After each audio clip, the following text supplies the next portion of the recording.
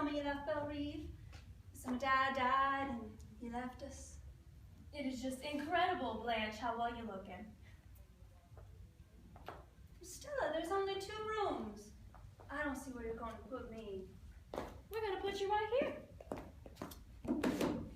What kind of bed's this? One of those collapsible things. Does it feel all right? Oh, wonderful, honey. I don't like a bed that gives too much. There's no door between the rooms. And Stanley, will it be decent? Stanley is Polish, you know. That's something like Irish, isn't it? Well, I brought some nice clothes to meet all your lovely friends in. I'm afraid you won't think they're lovely. What are they like? They're Stanley's friends. Polacks. They're a mixed lot. Heterogeneous types. Oh, yes, types is right. Well, anyhow, I brought some nice clothes and I'll wear them. I guess you're hoping I'll say I'll put up at a hotel, but I'm not going to put up at a hotel, Stella. I want to be near you. I've got to be with people. I can't be alone because, as you may have noticed, I'm not very well. You seem a little bit nervous or overwrought or something. Will Stanley like me, or will I just be a visiting in-law? I couldn't stand that, Stella. You'll get along just fine together, as long as you'll try not to, well, compare him with men we went out with at home. Is he so different? Yes. A different species. In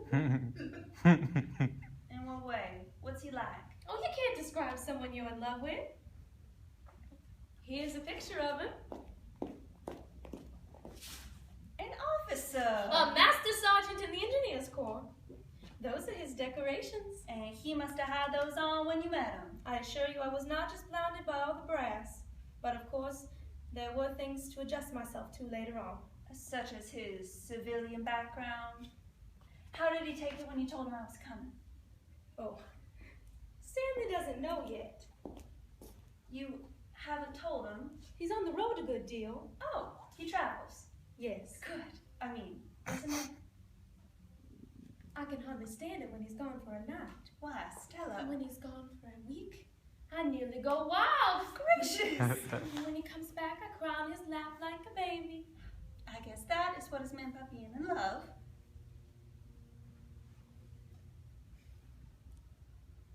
Stella? What?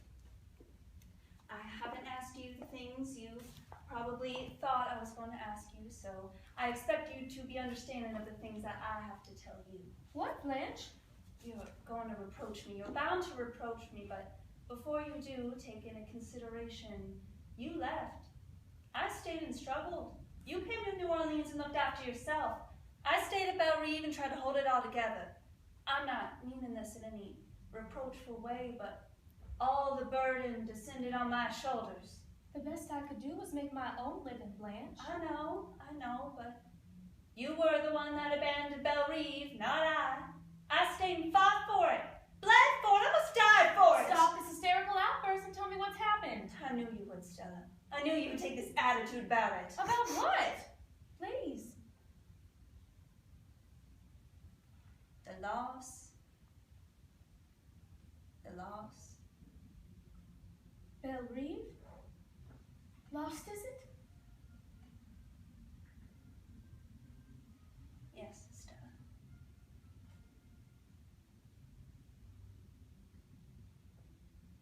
But how did it go? What happened? You're finally one to ask me how it went. Blanche. You're finally one to stand there accusing me of it.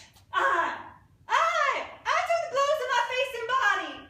All those deaths. The long parade to the graveyard. Father. Mother. You came home just in time for the funerals. Funerals are pretty compared to deaths. Funerals are quiet. But deaths are not always.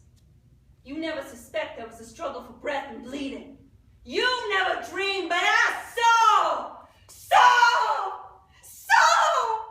Now you stand there, telling me with your eyes that I let the place go. How in the hell do you think all the sickness and dying was paid for? With my pitiful salary at the school? Yes, accuse me. Stand there thinking I let the place go. I let the place go!